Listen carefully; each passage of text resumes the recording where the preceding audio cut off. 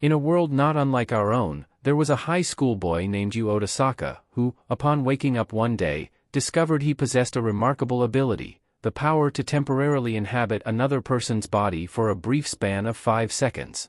Initially baffled by this newfound power, Otasaka decides to use it for his own benefit. He starts small, manipulating people he dislikes into embarrassing situations or conflicts. But soon, his ambitions grow. Otasaka's talents in body possession prove to be incredibly useful, especially when it comes to academics. He cheats on exams, swiftly elevating his grades, and his fraudulent tactics land him a spot in a prestigious high school. Here, he becomes the top student, a status achieved under false pretenses.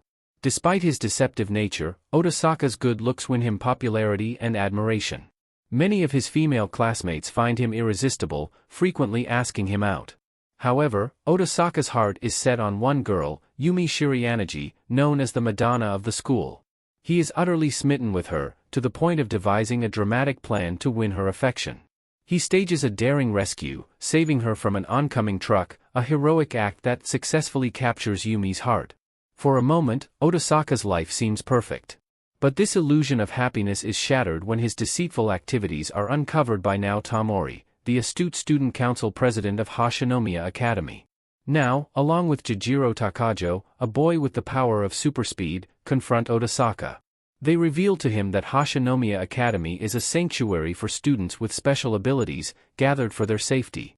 These powers, they explain, are seen as a temporary illness of adolescence, destined to fade away. To demonstrate the truth of her words, Nao uses her power to become invisible to a single person, showcasing her own extraordinary ability. The revelation shakes Otasaka's world. He is compelled to transfer to Hashinomiya Academy, where he is enlisted into the student council. His new mission is to aid Nao and Jijiro in their efforts to prevent the misuse of special powers by others.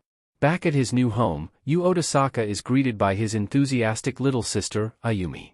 She excitedly informs him that they both have been granted scholarships to Hashinomiya Academy, thanks to their uncle's influence.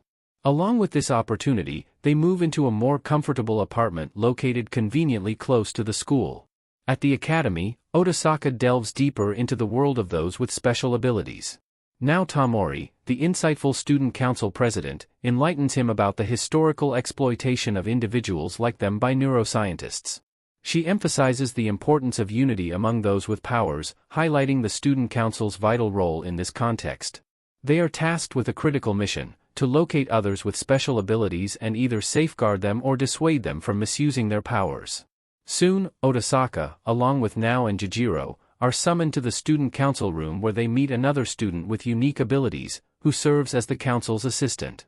This student presents them with their first case, to track down an individual capable of thortography, a rare ability to imprint images from one's mind onto surfaces using psychic means. The trio sets out to a nearby school to investigate. They split up, each searching for clues, rumors, or any unusual incidents involving photographs. Their investigation takes a turn when they encounter a suspicious student. Nao instructs Otasaka to possess him, halting his escape, while Jijiro physically restrains him. Nao's search through the student's belongings reveals damning evidence, inappropriate pictures of a female student. Upon further questioning, they learn that these pictures were acquired from someone named Yudo, the captain of the archery team. The trio soon confronts Yudo, who reveals a sympathetic motive behind his actions. He's been using his powers to help his sick parents. However, when Yudo attempts to intimidate Nao with lewd pictures of her, his plan backfires. Nao, displaying a mixture of firmness and empathy, persuades Yudo to stop using his powers, warning him of the potential ruinous impact on his life. Her words resonate with Yudo, leading to a peaceful resolution of the situation. The following day, Nao takes Otasaka on an unexpected journey. En route, she confides in him about her brother, Kazuki, revealing that he was the first person to manifest a special ability. However, Kazuki, once on the brink of a promising music career, was coerced into a boarding school where he became the subject of scientific experiments. These experiments, conducted by a scientist affiliated with the school, resulted in Kazuki's confinement in a sanatorium, where he eventually lost the ability to recognize even his own sister, Nao. This heartrending backstory leads to the present, where Nao brings Yu Otasaka to visit her brother. In a room torn apart by his distress, Kazuki is calmed down with painkillers. Now then takes him outside for some fresh air. Otasaka, witnessing this, suggests there might be a cure for Kazuki, but now is skeptical. She explains that scientists view individuals with powers as mere tools, exploiting them until they are no longer useful. The narrative shifts as the trio receives their next assignment, to locate Yusa Nishimori, a popular idol and vocalist of the group Hero Hero. Yusa is suspected of having two intertwined abilities, channeling the dead as a spiritual medium and, through her deceased sister Misa's possession, pyrokinesis. The investigation leads them to Yusa, who is unaware of her medium abilities and believes her episodes of possession are just sleepwalking incidents. In a twist, it's revealed that Yusa's sister Misa, while possessing Yusa, can use her pyrokinesis. Misa, now in control of Yusa's body, discloses that they are being pursued because Yusa inadvertently obtained incriminating evidence against a TV producer. Now formulates a plan to confront the TV producer. In a dramatic encounter, Misa, possessing Yusa, unleashes a fireball to intimidate the producer's disguised men. This bold move, coupled with the strategic intervention of Otasaka, Nao, and Jijiro, successfully scares off the producer. Following this intense ordeal, Nao invites Yusa/Misa to transfer to Hashinomiya Academy for protection. Yusa, now attending the academy, quickly becomes a popular figure. The student council, now a group of 4, is tasked with their next case, a baseball player using telekinesis to manipulate games. They confront the player, Arifumi, who initially denies his powers. Now explains that their abilities are transient, fading with the end of adolescence. To persuade Arifumi to listen, she proposes a friendly baseball match. Arifumi accepts, leading to an unconventional but intriguing showdown between the student council team, bolstered by additional students from their school, and Arifumi's team. The baseball game against Arifumi becomes a spectacle of secret abilities as Nao, Otasaka, Jijiro, and Misa, inhabiting Yusa's body, discreetly use their powers to gain the upper hand. Their strategy pays off, and they win the game. Faced with the realization of his disadvantage, Arifumi agrees to never use his ability again. The student council's next case leads them to investigate a person rumored to have the ability to float or fly. Nao finds an occult magazine reporting sightings of a man believed to possess this power, and the team decides to embark on a camping trip in the mountains, where they hope to encounter this individual. During this trip, a quiet moment unfolds between Otasaka and Nao. Otasaka discovers Nao listening to music by a band called Jean, her brother's favorite. They bond over music, and Nao shares her dream of someday creating a music video for Jean. This tender moment is interrupted when they realize they are being followed by their target. As they prepare a meal of roasted corn, a man approaches them. In an attempt to shoo the students away so he can practice flying, he tries to steal Nao's camcorder. However, Nao cleverly traps him in an abandoned well. The man, named Sato, uses his flying ability to escape, but Otasaka intervenes, possessing Sato's body to prevent his escape. Nao then explains the risks associated with using their powers, and Sato, understanding the dangers, agrees to restrain from using his ability in the future. Back at home, Otasaka finds his sister Ayumi unwell with a fever. The next day, with Ayumi's condition unchanged, the student council learns of a new case involving a person who can induce collapses in others. Realizing that this person must be an adolescent who is homesick from school, Otasaka immediately suspects that it could be Ayumi, given her current illness. Upon checking on Ayumi, they find her with friends, including Oikawa, a boy she previously rejected. That evening, Ayumi confides in Otasaka about a nightmare where the ground cracked beneath her. This concerning revelation leads Otasaka to instruct her to stay home the following day for safety. However, despite his caution, Otasaka learns that Ayumi has gone to school, having snuck out while still unwell. Ayumi Otasaka's life is approached by Oikawa, who once again asks her out. After she rejects him, Ayumi encounters another classmate, Konishi, who accuses Ayumi of stealing her boyfriend, Oikawa. The confrontation escalates when Konishi, in a fit of jealousy, brandishes a cutter. Panicked and cornered, Ayumi's latent powers are unexpectedly awakened as the ground beneath her starts to crumble. Otasaka and the student council team, having infiltrated the middle school, are shocked to find a part of the building destroyed.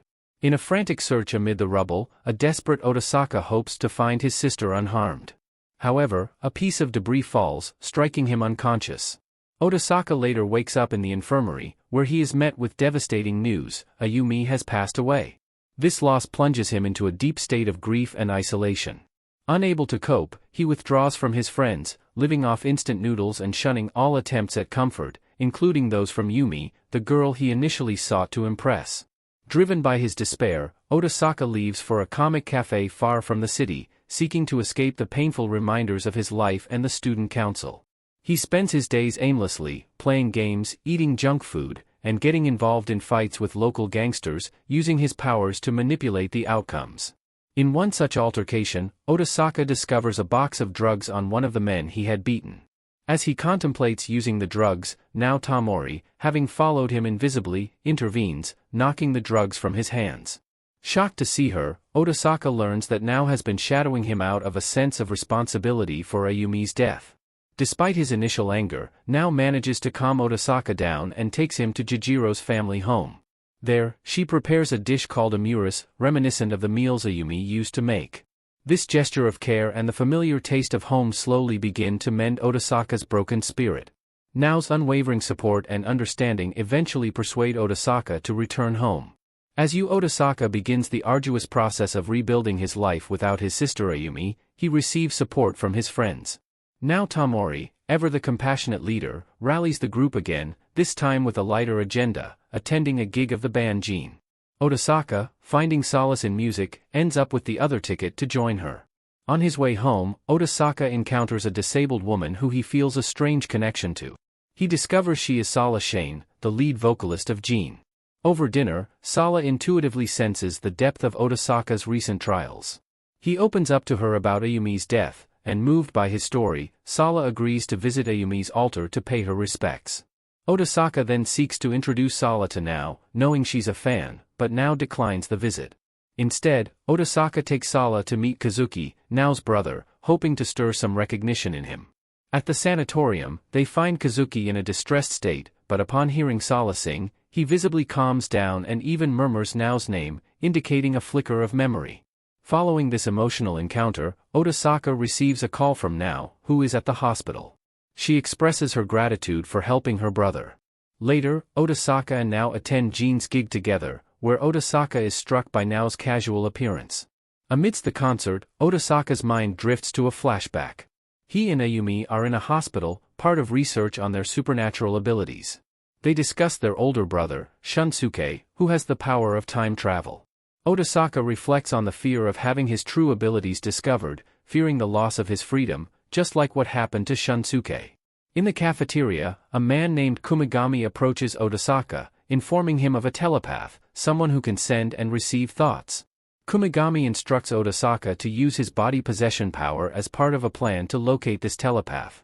Meanwhile, in a secluded room, 3 other individuals with remarkable abilities dine with Kumigami. Their powers, though not fully disclosed, are hinted to be extraordinary, leading to their isolation from others. Ayumi is forcibly taken away by guards, despite Otasaka's protests that she doesn't possess any powers. His attempt to intervene results in him being tossed, and he later awakens to the chaos of an earthquake. A researcher informs him that Ayumi's latent collapse ability has been activated, causing the earthquake, and the scientists now plan to dissect her due to her immense power. Determined to save his sister, Otasaka decides to use his true ability, which is not just possessing bodies for 5 seconds, but also plundering the abilities of those he possesses. He successfully steals the telepathy ability from another individual but is almost caught in the act. A woman uses her telekinesis to subdue the guard but collapses, revealing the Toldi's powers take on their users. Meanwhile, Otasaka telepathically communicates with his brother, Shunsuke, who is also detained in the facility. He informs Shunsuke about Ayumi's situation. As Otasaka navigates the building, he encounters Shurchino, one of Kumigami's friends, who can pass through walls. Shurchino urges Otasaka to take his permeation ability, which he does just as guards start shooting. Otasaka then uses this ability to reach and free Shunsuke. In a dramatic moment, as guards close in, Shunsuke uses his time leap ability. The scene then cuts back to the present, with Otasaka waking up in a room with Nao. He realizes that he might have another brother and coincidentally, Kumigami, the man who has been assisting them in locating individuals with special abilities, enters the infirmary. Kumigami reveals a plan to save Ayumi using Shunsuke's time leap ability. He leads Otasaka and Nao to a secret facility where they find Shunsuke, now blind. A flashback reveals Shunsuke's childhood with Otasaka and Ayumi, showcasing his ability to see into the future and even predict their eventual capture. Shunsuke, having created the time leap ability, formed an alliance with Kumagami and other teenagers with special abilities. This group, including Shurchino, Midoki, who can hypnotize others but falls asleep herself, and Mitamori, who can erase memories by touch, formed a secret organization. Shunsuke, recognizing the need for funds, repeatedly used his time leap ability to acquire money through betting and gambling. However, the excessive use of his power led to significant consequences. As Shunsuke's vision begins to blur, he realizes that the repeated use of his time leap ability is causing him to go blind. Despite having experienced his 15th birthday numerous times, Shunsuke remains determined to protect his siblings and others like them from scientific exploitation. To this end, Shunsuke conceives the idea of establishing Hashinomiya Academy during a conversation with a young Otasaka. This institution is meant to be a safe haven for individuals with special abilities, shielding them from those who would use them for experiments. However, Shunsuke is aware that he can only perform one final time leap before losing his sight completely. Shunsuke acts on his plan. He travels back in time, rescues his siblings, and establishes the academy. But he also makes the painful decision to erase Otasaka and Ayumi's memories of him to protect his identity and their safety. Kumagami, following Shunsuke's lead, helps in building the academy and safeguarding individuals with special abilities.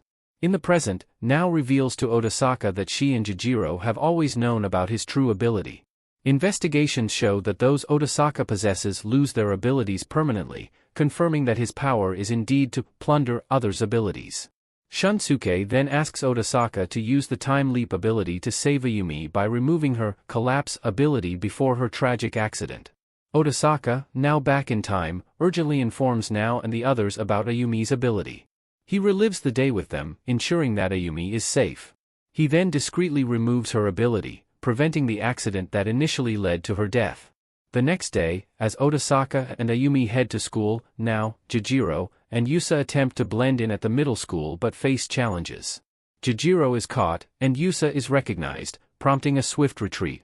However, when Ayumi is once again confronted by her friend with the cutter, Otasaka and Nao intervene, successfully protecting Ayumi. Kumagami then brings Ayumi and Otasaka to meet Shunsuke in their secret lair. The siblings are reacquainted, and Shunsuke informs Otasaka that he is now a target for syndicates seeking to exploit his ability. He insists that Otasaka stay with him until their abilities naturally disappear. During a tour of the facility, they discover that the research being conducted aims to create a vaccine to prevent future outbreaks of special abilities. This vaccine would be distributed globally, representing a significant step towards controlling and understanding the nature of these extraordinary powers. The researcher explains to Otasaka that the extraordinary abilities manifested in people are due to a long-orbit comet named Charlotte, which passes Earth every 75 years. The comet releases unknown particles that, when inhaled, trigger special powers in certain individuals. Shunsuke elaborates that while the vaccine they are developing can prevent future generations from acquiring these powers, it offers no remedy for those who already possess them. Ayumi is introduced to the other ability wielders residing in the facility, including Shunsuke's friends. As they start to adapt to their new life, Kumagami senses the presence of another ability user and sets out with the student council to investigate. Otasaka wishes to join, but is held back due to the dangers involved. Kumagami's mission takes a perilous turn when Furuki, driven by a sense of threat to his family, betrays him and delivers him to a hostile group. There, Kumagami is coerced into revealing information about other ability users. Meanwhile, Shunsuke receives a threatening call from the group's leader, demanding Otasaka in exchange for Nao's safety. Shunsuke devises a plan for Otasaka to rescue Kumagami and Nao. Otasaka, overwhelmed by the responsibility, hesitates but eventually sets out on the mission. Upon arriving at the hideout, he uses his looting power to assess the situation, finding Nao and Kumagami held captive in the basement. An intense confrontation ensues, during which Otasaka is wounded, impairing his ability to use time leap. In a desperate move, he uses his collapse and telekinesis abilities to escape. However, in the chaos, Kumagami tragically sacrifices himself to save Nao from falling debris. After undergoing surgery for his eye injury, Otasaka awakens to the harsh reality of Kumagami's death and his own critical condition. Shurchino administers a sedative to prevent him from using his collapse ability again. Otasaka, reeling from the ordeal, is visited by friends and family as he recovers. Struggling with the weight of recent events, Otasaka seeks solace on the hospital roof, where he finds his brother, Shunsuke, mourning Kumagami's loss. Unable to console Shunsuke, Otasaka returns to his room, where he finds Nao waiting for him. In his frustration, he asks Nao for guidance on what to do next.